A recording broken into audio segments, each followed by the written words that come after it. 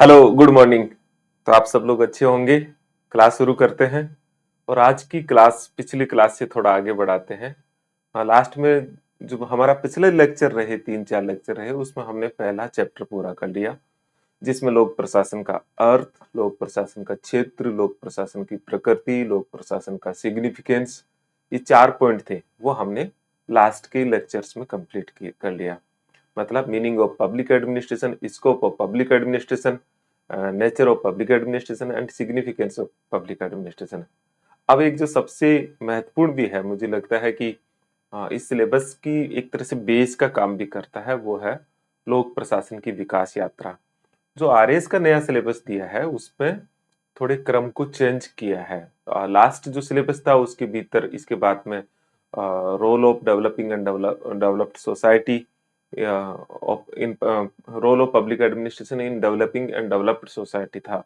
अब इसे थोड़ा सिस्टमेटिक रूप दिया है और सिस्टमेटिक रूप दे करके अब इसे कर दिया गया है evolution of public administration as a discipline में। तो लोक प्रशासन की एक अनुशासन के रूप में विकास यात्रा, जो कि सबसे महत्वपूर्ण पॉइंट है। कुछ वॉइस में प्रॉब्लम है। ओके, अगर थोड़ी बहुत है तो देख लीजिए। मैं थोड़ा इसे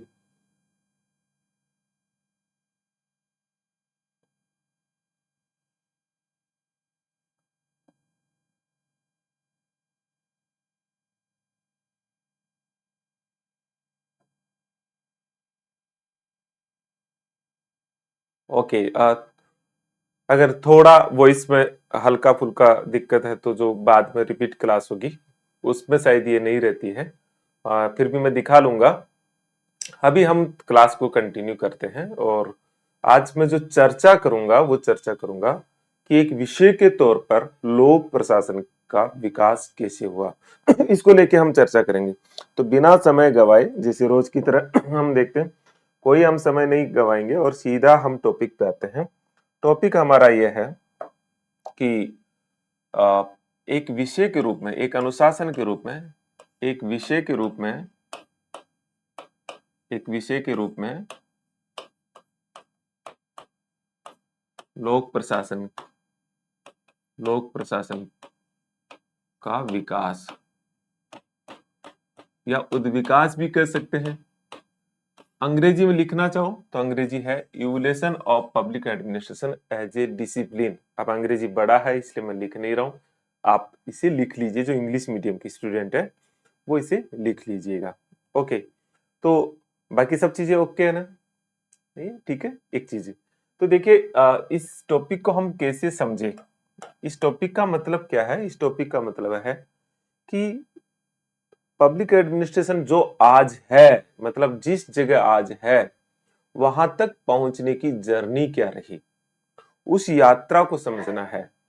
तो एक शुरू शुरू के भीतर जब मैं क्लास शुरू करता हूं तो लोक प्रशासन की एक कहानी कहता हूं। हालांकि उसमें ऐसे नहीं, सिस्टमेटिक नहीं, लेकिन एक मोटी मोटी कहानी बताता हूं। और यह है इस विषय की कहानी। अगर आप सिविल सर्विसेज या आरएस की दृष्टिकोण से देखें तो एकमात्र यही प्योर सब्जेक्ट है पब्लिक एडमिनिस्ट्रेशन, जहां उस विषय के विकास की यात्रा को भी एक एक्सपीरियंस को जानने के लिए जरूरी समझा गया है कि वो विषय कैसे अस्तित्व में आया और आज वो कहाँ स्टैंड कर रहा है। तो पूरी की पूरी कहानी है, इस सब्जेक्ट की अपनी कहानी है। सबसे ज्यादा फैक्चुअल टॉपिक है। पहले 15 शब्दों वाले जो क्वेश्चंस थे उसमें तो अलग ही तरह की एक चैलेंज रहता था कि पता नहीं कहां से पूछ ले। लेकिन 50 शब्दों और 150 शब्दों के पश्चात ये टॉपिक बहुत रिलेवेंट हो गया है। मतलब इस टॉपिक से कम 25 20 25 50 शब्दों के क्वेश्चंस बन सकते हैं। और 100 शब्दों के घुमा फिरा के 2-3 तरह से 150 शब्दों के, सॉरी, अब 150 शब्दों के क्वेश्चंस हो गए, वो बन सकते हैं। एक बार मुझे जरूर आप अपना मैसेज लिख के जरूर बता दीजिए कि सब कुछ, थोड़ा बहुत वॉइस की दिक्कत के अलावा सब कुछ ओके है, तो उसे मैं दिखवाता हूँ। हालांकि मैं बाद में सुनता हूँ तो कुछ ऐसा होता नहीं है, क्योंकि बाद में मैं इन क्लासेस को सुन रहा हूँ। ठीक है, तो हो सकता है सुबह सुबह मेरा ही गला थोड़ा थोड़ा बैठा हुआ हो।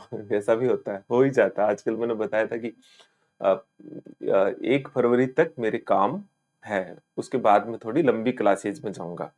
ओके, तो एक विषय के तौर पर लोक प्रशासन की विकास यात्रा को हम 2 तरह से देखते हैं। पहले शुरुआती दौर में 2 तरह से, एज ए एक्शन, एक क्रिया के तौर पर, एज ए एक्शन एक विषय के तौर पर, एक क्रिया के तौर पर, as a subject, as a subject एक विषय के तौर पर। चूंकि हमारे सिलेबस में लिख दिया कि एज ए डिसिप्लिन, मतलब सब्जेक्ट के तौर पर ही देखना है, लेकिन थोड़ा सा जिक्र तो ये बनता है कि एज ए एक्शन लोक प्रशासन कितना पुराना विषय है। तो एज ए एक्शन जो है लोक प्रशासन कितना, कि एक क्रिया, मतलब क्रिया कितनी पुरानी है लोक प्रशासन की। तो सबसे पहले तो दोबारा से रिमाइंड कर लो कि एज ए एक्शन मतलब लोक प्रशासन की क्रिया क्या होती है। क्रिया होती है ऐसी प्रशासनिक गतिविधियां जो सार्वजनिक उद्देश्य के लिए की जाए या जिसमें प्रॉफिट का पार्ट कम हो। यही तो हम देख रहे हैं। थोड़ा और खोलते हैं, थोड़ा और खोलते तो हम देखते हैं कि लोक प्रशासन जो है वो कॉमन गोल के लिए की जाने वाली गतिविधियां हैं जो प्रॉफिट सेंट्रिक ना होकर के सर्विस सेंट्रिक होती है। थोड़ा और सरलीकृत करते हैं तो थोड़ा और सरलीकृत यह है कि किसी भी राज्य, राज्य किसको कहते हैं, किसी देश को, किसी भी राज्य के नीति क्रियान्वयन से संबंधित वो पार्ट जो सरकार से जुड़ा हुआ है, मतलब सरकार से जुड़ा हुआ प्रशासनिक व्यवस्था जो होती है उसे हम लोक प्रशासन कहते हैं। या हम सीधे तौर पर और भी सरल करें तो सरकार के संगठनों की गतिविधियां जो होती है उन गतिविधियों को हम सामूहिक तौर पर लोक प्रशासन कह सकते सरल रूप में। यह हमने कहा कि ये तो एज ए एक्शन जो है लोक प्रशासन कब से है, तो इसका सीधा और सीधा जवाब है, एक तो जब से राज्य की उत्पत्ति हुई तो राज्य के साथ नीतियों को एग्जीक्यूट करवाने वाले अंग के तौर पर प्रशासन या लोक प्रशासन हमेशा ही रहा। लेकिन प्रशासन की डेफिनेशन तो यह है कि कॉमन गोल के लिए की जाने वाली जो कलेक्टिवली ह्यूमन एक्टिविटीज है वो प्रशासन है।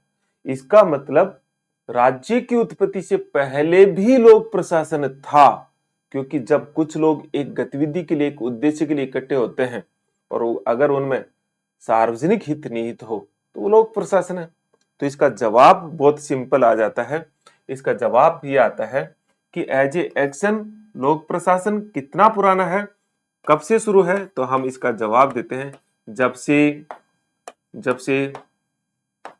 मानव समाज की उत्पत्ति हुई। ठीक है, एक तो जवाब ये हो गया कि जब कब से है, as such as old as society. जितना मानव समाज है उतना प्राचीन है। दूसरा थोड़ा सा इसको एलोबरेट कर देते हैं तो आप कह सकते हो राज्य की उत्पत्ति के साथ नहीं है। क्यों? क्योंकि लोक प्रशासन राज्य के साथ हमेशा ही सह अस्तित्व का मतलब होता है को एग्जिस्टेंस के रूप में होता है। तो बस इतनी बात बहुत है। तो एक क्रिया एज ए एक्शन उतना ही प्राचीन है। तो हमें वैसे तो कोई सब्जेक्ट में है नहीं, मतलब हमारे सिलेबस में क्या किसी में भी नहीं है, लेकिन फिर भी कभी कभी संदर्भ देने के लिए या विशेषकर कभी इंटरव्यू में पूछ लिया जाए तो आप बताइए कि पब्लिक एडमिनिस्ट्रेशन उतना ही पुराना विषय है जितना मानव समाज है। जब से मानव समाज की उत्पत्ति हुई, लोग समूह में रहना शुरू किया, समूह से कबीले बने, उनकी एक व्यवस्था के लिए लोक प्रशासन हमेशा ही उनके साथ रहा है। लेकिन एक विषय के तौर पर लोक प्रशासन बहुत ही नया नहीं, सबसे नया सोशल साइंस का सब्जेक्ट है। मेरी जो दृष्टि है उसके अनुसार, हो सकता है कि कोई और भी इसको क्लेम करे। तो एक विषय के तौर पर, एक सब्जेक्ट के तौर पर लोक प्रशासन लगभग आप मान के चलिए 150 साल भी नहीं, 140 वर्ष पुराना विषय है, मतलब सबसे नया विषय है, सबसे नया विषय है। कब से है? इसकी उत्पत्ति जो है, इसका उद्भव है, वो हम 1887 से मानते हैं, जब वुड्रो विल्सन का लेख प्रकाशित हुआ। जब वुड्रो विल्सन का लेख प्रकाशित हुआ, टू दी स्टडी, नहीं, टू दी नहीं है, study of public administration, Wilson का लेख प्रकाशित हुआ, नहीं है, the study of administration, the study of administration. ये एक लेख है, ध्यान देना, ये एक आर्टिकल है, कोई पुस्तक नहीं है, आर्टिकल है, इससे मानते हैं। हालांकि अमेरिका वाले लोग हैं, वो वुड्रो विल्सन को मानते ही नहीं है, नहीं, वो 1900 से फ्रैंक जे गुडनाउ से मानते हैं। अब इस कहानी को थोड़ा आगे चलेंगे तो समझेंगे, अभी तो इसको इतना ही छोड़ देते हैं कि दुनिया में 1887 से मान रखा, तो हम भी मान लेते हैं। तो एक सब्जेक्ट के तौर पर पब्लिक एडमिनिस्ट्रेशन का उद्भव 1887 में हुआ। क्लियर? कैसे हुआ, इस कहानी को अभी हम देखेंगे, आगे बढ़ाते जाते हैं, हम देखते चले जाते हैं। लेकिन अभी तक सिर्फ दो बातें हमने की। एज ए एक्शन लोक प्रशासन उतना ही पुराना विषय है जितना मानव समाज राज्य के को एग्जिस्टेंस के तौर पर यह हमेशा से रहा। दूसरा, as a discipline public administration सबसे नया सब्जेक्ट है, लगभग 140 साल पुराना है। 1887 से वुड्रो विल्सन के लेख के साथ इसका उद्भव माना जाता है। ये दो बातें हमने की है। ओके, ठीक है, नेक्स्ट आगे बढ़ते हैं और अब हम उस कहानी को समझने की कोशिश करते हैं बजाय पीछे जाने के, कि 1887 में पब्लिक एडमिनिस्ट्रेशन जो वुड्रो विल्सन के आर्टिकल से मानी जाती है, वो क्या एक अकस्मात होने वाली घटना थी या उसके पीछे कोई विशेष कारण रहे हैं। मतलब इसका उद्भव अमेरिका में हुआ, अमेरिका में वुड्रो विल्सन के आर्टिकल से माना जाता है, इसलिए हमें उस कहानी को समझने की जरूरत है जो उसके पीछे चली, और वो कहानी एक सिस्टमेटिक ढंग से है जिसे आप सिर्फ सुन करके महसूस कर सकते हैं और जरूरत आने पर उसे लिख सकते हैं। कहानी क्या है, सिर्फ मैं बिना बोर्ड पे लिखे हुए सिर्फ आपको बता रहा हूं। आप उनमें से जो इंपॉर्टेंट लगता है उनको कुछ कीवर्ड्स के तौर पर नोट कर लीजिए। इसकी जरूरत नहीं है कि मैं बोर्ड पे बहुत सारी चीजें लिखूं। तो कहानी यह है कि अमेरिका जो है स्वतंत्र हुआ कब? 1776 में, 1776 में अमेरिका को आजादी मिलती है और वहां इसका पहला राष्ट्रपति जॉर्ज वॉशिंगटन बनते हैं। अमेरिका में संविधान लिखने की प्रक्रिया शुरू होती है और 1787 में अमेरिका का कॉन्स्टिट्यूशन बनके तैयार होता है। 1789 में कॉन्स्टिट्यूशन लागू हो जाता है। शुरुआती 3 वर्ष में अमेरिका के कॉन्स्टिट्यूशन में 3 अमेंडमेंट होते हैं। ये जानकारी वैसे ही बता रहा हूं, कभी जरूरत पड़े तो। 1992 तक, 93 तक इसमें 10 संविधान संशोधन होते हैं। आपको पता है अमेरिका के संविधान में आज तक कुल कितने अमेंडमेंट हुए हैं? मात्र 26। ये जानकारी केवल इंफॉर्मेटिव है, टॉपिक से रिलेटेड नहीं है। चलिए वापस टॉपिक पे आता हूं, ठीक है। मतलब मैं संविधान संशोधन क्यों बता रहा हूं, मतलब कितना कम संविधान संशोधन हुआ है पिछले 300 साढ़े 300 साल में। आप सोचिए, 10 तो 3 साल में ही हो गए थे, उसके बाद सिर्फ 16 कॉन्स्टिट्यूशनल अमेंडमेंट हुए हैं। ये थोड़ी सी जानकारी कभी जरूरत पड़े तो आप रेफरेंस दे सकते हैं। बात क्या है? बात यह है मित्रों कि जॉर्ज वॉशिंगटन के समय से ही अमेरिका में एक कुप्रथा शुरू होती है जिसका नाम होता है स्पॉइल सिस्टम, लूट प्रणाली। ध्यान देना है, ये एक प्रणाली शुरू होती है, लूट प्रणाली, अंग्रेजी में कहते हैं स्पॉइल सिस्टम। स्पॉइल सिस्टम कब से? जब से फर्स्ट प्रेसिडेंट बनता है जॉर्ज वॉशिंगटन। है क्या ये प्रणाली? बहुत ही गजब की और मजेदार प्रणाली है, जिसके अंतर्गत राष्ट्रपति जब चुन के आता है तो उसको ये पूरा अधिकार प्राप्त होता है कि वह पूरे प्रशासनिक ढांचे को अपने अनुसार नियुक्तियां दे और तय करे। क्योंकि अमेरिका आपको पता है कि एक प्रेसिडेंशियल फॉर्म ऑफ गवर्नमेंट की व्यवस्था है, इसलिए वहां कार्यपालिका के सारे अधिकार राष्ट्रपति को सौंप दिए जाते हैं और उस अधिकार में सिर्फ मंत्रियों की, जहां उन्हें सचिव कहा जाता है, उनकी नियुक्ति का अधिकारी प्राप्त नहीं होता, बल्कि जितना भी प्रशासन का ढांचा है टॉप टू बॉटम, पहले की बात बता रहा हूं, वो नया राष्ट्रपति तय करता है। मतलब जब 4 साल के बाद में सत्ता बदलती है तो पूरा का पूरा प्रशासन का स्ट्रक्चर बदल जाता है। और ये जो नियुक्तियां होती है उसमें योग्यता पैरामीटर नहीं होता, बल्कि उसमें पैरामीटर होता है राजनीतिक गतिविधियों में हिस्सेदारी और राष्ट्रपति के प्रति निष्ठावान होना। मतलब ये दो चीजें सबसे इंपॉर्टेंट है। ओके, तो ये एक कुप्रथा शुरू हुई जिसे स्पॉइल सिस्टम नाम से जाना गया। फर्स्ट प्रेसिडेंट कब? जॉर्ज वॉशिंगटन से। कोई भी कुप्रथा हो उसका एक स्वरूप होता है कि वह समय के साथ साथ और ज्यादा उसका बिगड़ाव होता है और ज्यादा वो विकराल रूप धारण करती है। अमेरिका में भी ऐसा ही हुआ। धीरे धीरे ये कुप्रथा और ज्यादा बिगड़ती चली गई और ये परंपरा बन गई कि हर 4 साल के बाद में जब नया राष्ट्रपति आएगा तो वो पूरे के पूरे प्रशासन को बदलेगा। और इसी क्रम में लोग अलग अलग राष्ट्रपतियों को सपोर्ट करते, उनकी राजनीतिक क्रियाओं में हिस्सेदारी लेते, क्योंकि इसी आधार पे उन्हें सार्वजनिक सेवाओं में प्रवेश का मौका मिलता। तो बढ़िया है, ये तो शानदार है। कैसे तो हो जाए तो मजा हो जाए अपने तो, ठीक है ओके। लेकिन पढ़ने वाले स्टूडेंट का क्या होगा? ठीक है, राष्ट्रपति जैक्सन के काल में, स्पेशली जब आपको पता है कि दुनिया में बहुत बड़ी मंदी आई थी 1930, 1935, 1940 तक रही। इस रिसेशन काल में अमेरिका में ये जो स्पॉइल सिस्टम है वो और ज्यादा मजबूत हो गया और ये धीरे धीरे मजबूत होता गया और ये ऐसी परंपरा, स्थापित परंपरा बन गई धीरे धीरे। और इसका एक दिन ऐसा रूप निकल करके बाहर आया जिसकी दुनिया में किसी ने कल्पना नहीं की थी, जिसकी दुनिया में जिसकी किसी अमेरिकन ने कभी कल्पना नहीं की थी। और ये घटना है 1881 की। मतलब सीधा ही मैं आ रहा हूं 1830 का मैं बता रहा था, उसमें 1881 की नहीं है। तो मैं जो है,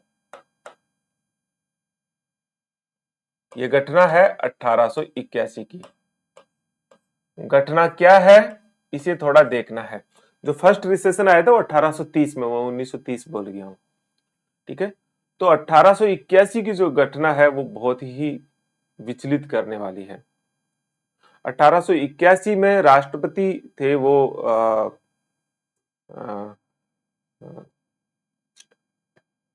चार्ल्स गुएट नामक एक बेरोजगार युवक था।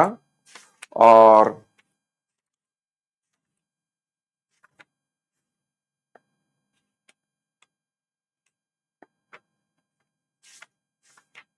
राष्ट्रपति का नाम था गारफील्ड।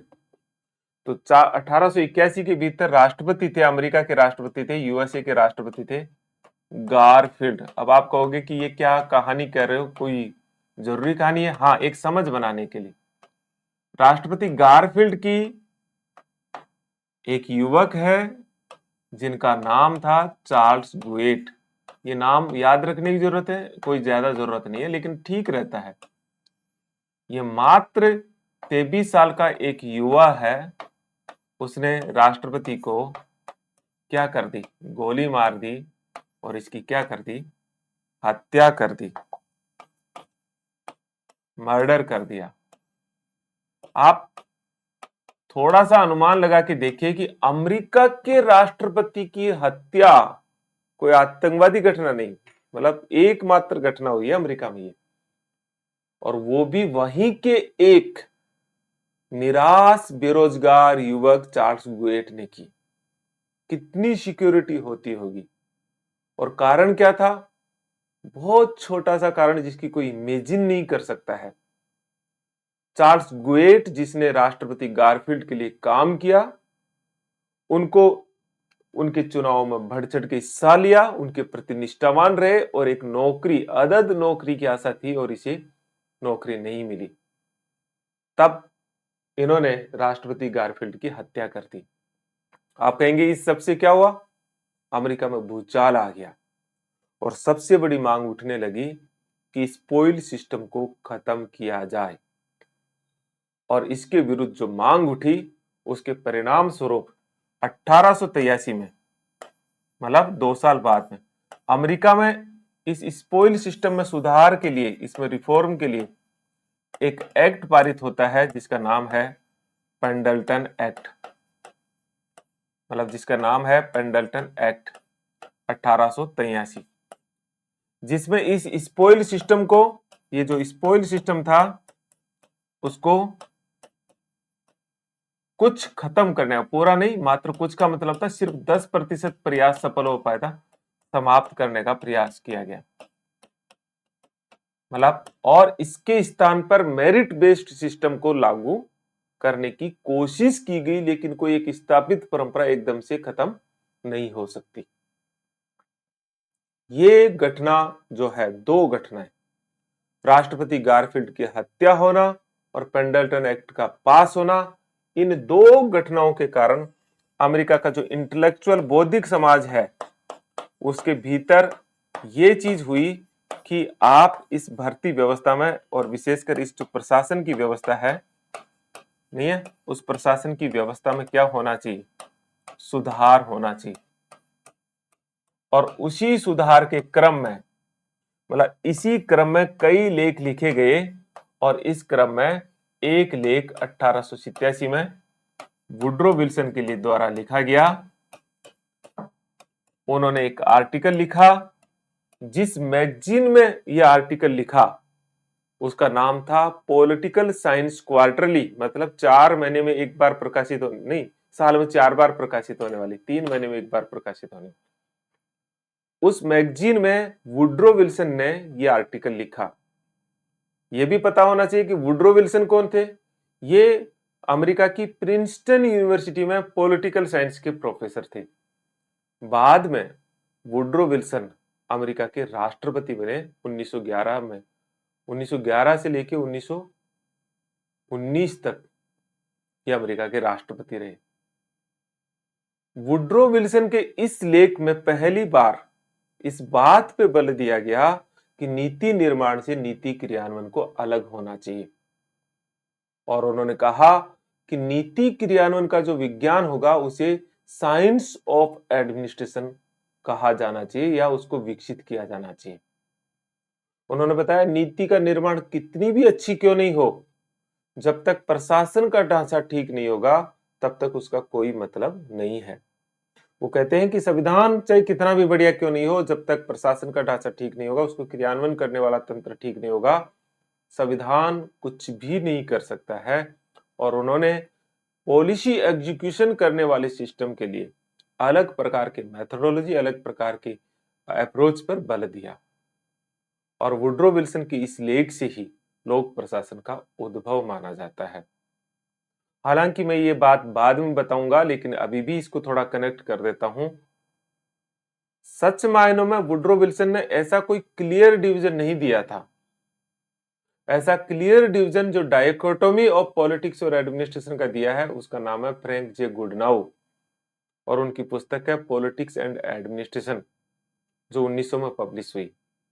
इसलिए अमेरिका वाले लोग कहते हैं कि हमारे फादर ऑफ पब्लिक एडमिनिस्ट्रेशन गुडनाउ है, जबकि दुनिया वाले कहते हैं कि हमारे father of public administration Woodrow Wilson है। इसके पीछे वजह यह है कि वुड्रो विल्सन जब 1911 से लेकर 1919 तक अमेरिका के राष्ट्रपति रहे 2 टर्म, तब उनका कद इतना बड़ा हो गया था कि उन्होंने अपने आप का जो आर्टिकल था उसके लिए थोड़ा सा उसको इस तरह से रिकॉग्नाइज दिलाया कि एक तरह से जो क्लियरली बात पहली बार कही है वो वुड्रो विल्सन ने कही, कही भी थी ये बात, ऐसा नहीं है।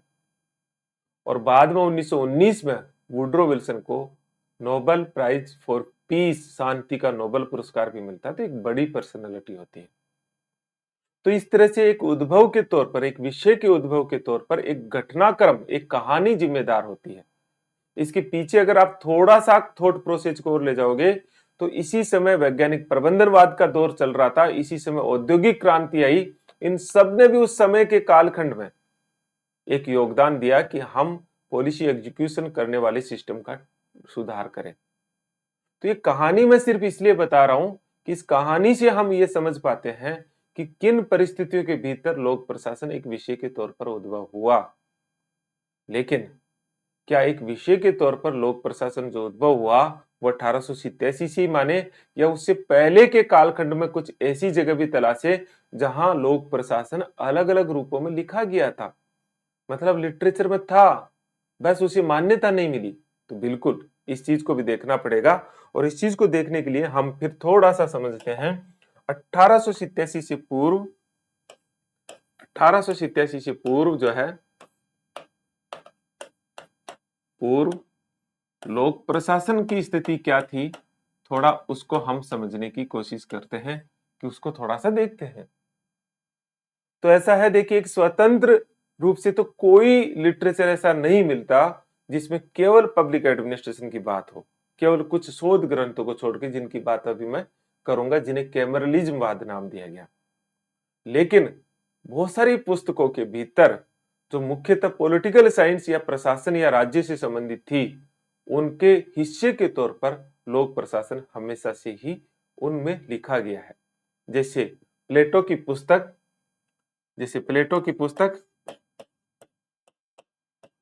पुस्तक रिपब्लिक के भीतर अगर आप देखोगे,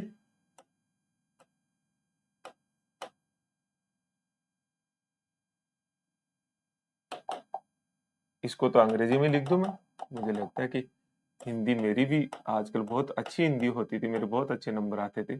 रिपब्लिक, प्लेटो की पुस्तक रिपब्लिक, अरस्तु की पुस्तक पॉलिटिक्स, लॉक की पुस्तक two treatises on government, Hobbes की पुस्तक, ये सारे पॉलिटिकल साइंस के हुआ, लेवियाथन, मैकियावेली की पुस्तक द प्रिंस, कौटिल्य की पुस्तक अर्थशास्त्र, अंग्रेजी में भी अर्थशास्त्र है, इकोनॉमिक्स नहीं है, अर्थशास्त्र, हिंदी में भी यही अर्थशास्त्र नहीं है। इन सबके भीतर भी आप देखेंगे तो प्रशासन का जिक्र है, कमोपेश, किस किस रूप में है वो अलग है, लेकिन प्रशासन का जिक्र यहां मिलता है। इसलिए ऐसा नहीं कह सकते कि एकदम से हुआ हो। महाभारत का शुक्र नीति सार में भी इसका जिक्र मिलेगा, शांति पर्व, शुक्र नीति सार, नहीं, महाभारत का शांति पर्व, ये सब चीजें। लेकिन इंपॉर्टेंट बात यह है कि ये तो चलिए लिटरेचर में देखते हैं, हम जो थोड़ा समझना चाहते हैं वो अलग जगह से देखना चाहते हैं। हम समझना ये चाहते हैं कि क्या शुद्ध रूप से लोक प्रशासन का भी कोई पुराना लिटरेचर है जिसे आप कह सकते हो। तो इसमें एक जगह है और तो नहीं, और वो जगह है ये पर्शिया, ग्रीस, मध्य एशिया का जो क्षेत्र नहीं है, यहाँ पे जर्मनी, जर्मनी, मध्य यूरोप का क्षेत्र, जर्मनी, आपका ग्रीस, ये जो एरिया है वहां पे, ऑस्ट्रिया, स्पेशल ऑस्ट्रिया, वहां खुदाई के भीतर कुछ ताम्र पत्र मिले हैं, और उन ताम्र पत्रों के भीतर पुरानी लिपि में, जिन्हें पूरा नहीं पढ़ा जा सका है, लेकिन कुछ लेख मिले हैं, और उन लेखों में लोक सेवकों के प्रशिक्षण से संबंधित कुछ पद्धतियों का उल्लेख मिलता है, और उसमें एक नाम बार बार जिक्र होता है, जिसका नाम है जॉर्ज जिंके। ये क्वेश्चन आ रहे, इसमें पूछा जा चुका है, इसलिए इसे आप थोड़ा गौर से सुनिए भी। तो 18वीं सदी के भीतर, 18वीं सदी में कहां की बात है, ऑस्ट्रिया और यूरोप की बात है।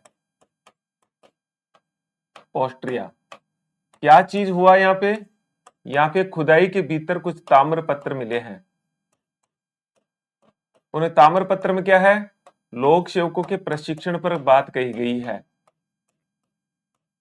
Training for public administration, training for public servant, प्रशिक्षण पर है। प्रशिक्षण किसका विषय है?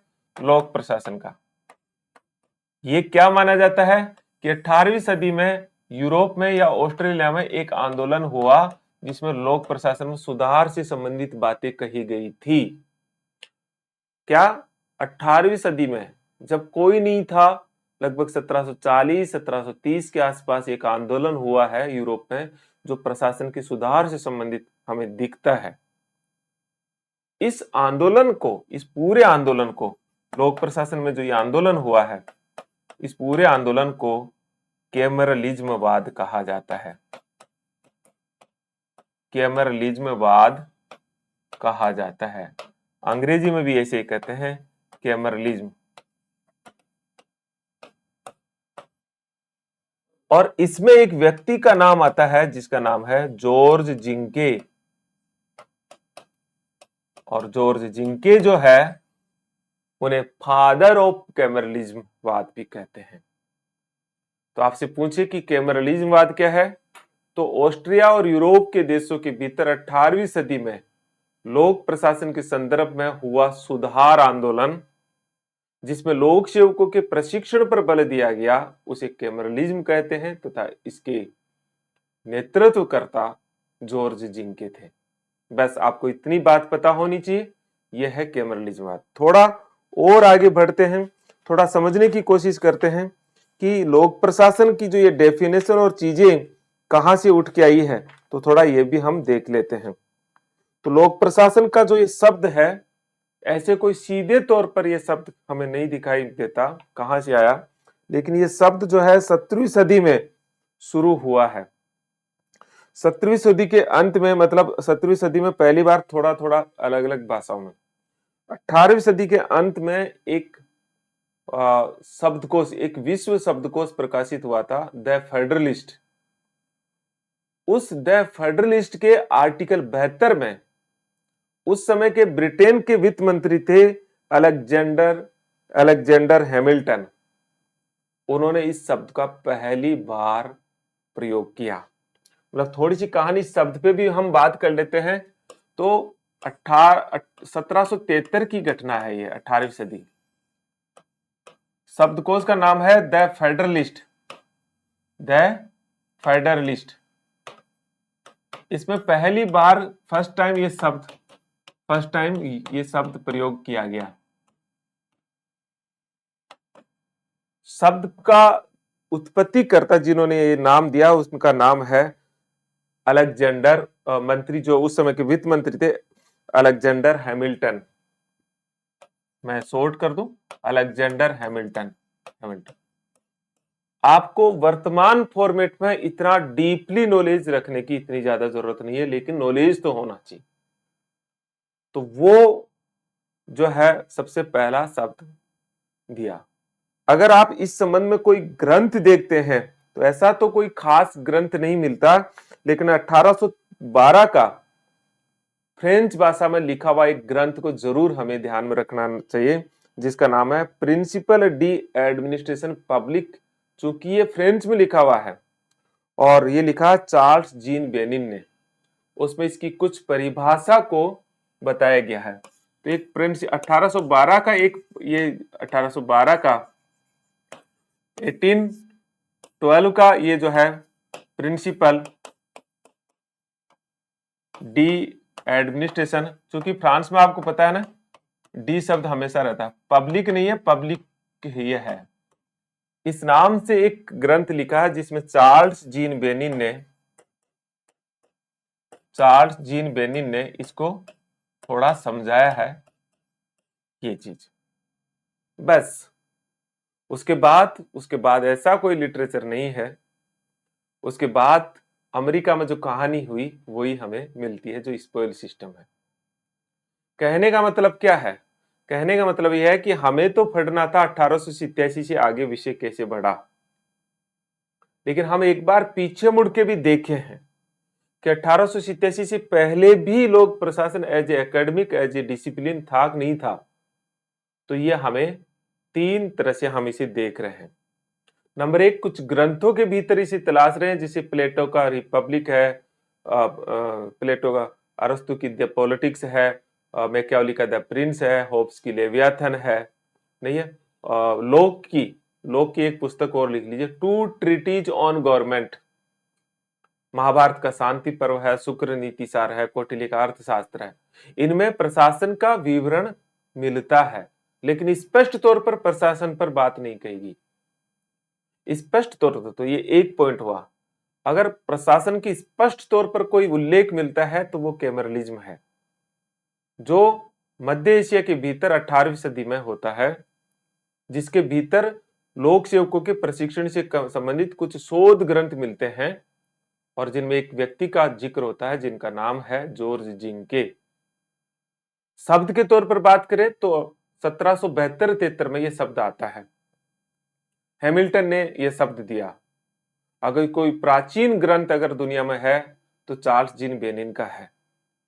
और उसके बाद पूरी कहानी स्पॉइल सिस्टम की है। हमने समझा कि कैसे अमेरिका की एक बुराई ने अमेरिका में इतना बड़ा उथल पुथल मचाया और जिसने लोक प्रशासन को एक विषय के तौर पर उद्भव में अपना एक योगदान दिया, या कुछ घटनाओं ने इस दिशा में लोगों को सोचने पे मजबूर किया। 1887 से लेके आज तक जो लोक प्रशासन का उद्भव हुआ है, वो पूरी कहानी को हम 5 कालखंडों में सामान्यतः बांटते हैं। उसका पहला कालखंड है 1887 से 1926 तक का, जिसे dichotomy of politics and administration के नाम से जानते हैं, राजनीति प्रशासन द्विभाजन। दूसरा कालखंड है 1927 से 1937 तक का, जिसे हम गोल्डन एरा ऑफ प्रिंसिपल कहते हैं। तीसरा काल है 1937 से लेकर 1947 तक का, जिसे हम एरा ऑफ चैलेंजेज कहते हैं, चुनौती का काल। चौथा कालखंड है वो है 1948 से 1970 तक का, जिसे हम कहते हैं क्राइसिस ऑफ आइडेंटिटी एरा, अस्तित्व का संकट काल। और लास्ट में हम कहते हैं 1971 से अब तक हम चले आ रहे हैं वो पब्लिक पॉलिसी एरा या इंटरडिसिप्लिन एरा कहते हैं। इसमें एक नाम जरूर है जिसका नाम है निकोलस हेनरी। उन्होंने इस क्लासिफिकेशन को थोड़ा अलग किया है। उनके शुरुआती दो तो यही है, मतलब 1948 तक का 47 तक का पीरियड तो यही है जो अभी मैंने बताया। 48 के बाद वो कहानी को थोड़ा अलग तरह से लेके जाते हैं, लेकिन उसे फिर हम नेक्स्ट क्लास में समझेंगे। तो जो ये अलग अलग एरा है, वो अलग अलग एरा में क्या क्या होता है, उनके लिए फिर हमें एक क्लास की जरूरत पड़ेगी। फिर हम भारत में जो डेवलपमेंट हुआ पब्लिक एडमिनिस्ट्रेशन का वो देखेंगे। तो कुल मिला के मुझे लगता है कि अगली 1 और 2 क्लास इसमें हम और देंगे। अभी चूंकि थोड़ा सा मैंने आपको बताया कि मुझे थोड़ा इन दिनों कुछ प्रोजेक्ट पे काम चलने से मेरे वर्कलोड चल रहा है, इसलिए अभी मैं सिर्फ एक एक पार्ट को आपको सुबह सुबह क्लास ले रहा हूँ। आज की क्लास में सिर्फ मैं लोक प्रशासन का विकास हुआ उसका एक बेस बनाया हूँ। कल मैं फर्स्ट एरा मतलब 1887 से हम आगे बढ़ेंगे। अभी के लिए इतना ही। Thank you. आपके कोई क्वेश्चन हो तो मैं बैठ के इसका जवाब देता हूँ। कोई भी कमेंट में आप मुझे बताइए। ठीक है, ओके।